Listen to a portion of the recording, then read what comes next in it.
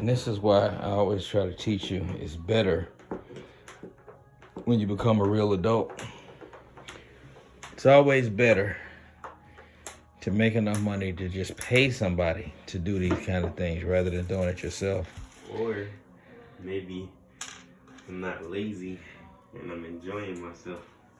Well, and then you take and I think as a man, you take a certain amount of pride in It's satisfying. hands-on work.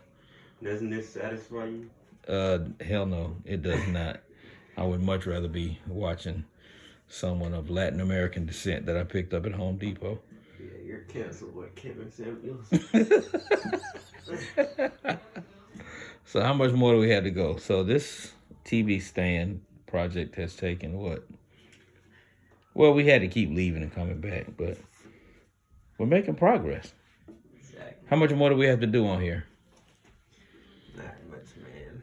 This is the snapping and putting together part. So, man, I just want to say, just watching you work over there, you're really an asset.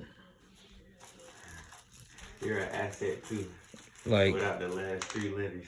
In 2000, I'm gonna let that slide. In 2002, I think it was January of 2002. I mean 2002 no, let me see. January of 2003. There you go. When your mom gave me the news that, guess what? We're having another baby. And I cried. Right. But they weren't tears of joy. No. Stop the video. Because we had just had one a year earlier. Mm-hmm. And she said, we're having another baby. And I cried. They were tears of apprehension and stress. But now, 17.8 years later, I'm looking back on it and I'm like, you know what? It was worth it. Mm-hmm. It's paid dividends. Because guess what? If she hadn't told me that, guess who'd be putting this damn cabinet together right now by his lonesome? You. That's right, me. Although I probably would have some person of Latin American descent that I found at Home Depot. Wasn't that a sweet little anecdote? No. Look up so the people can see you.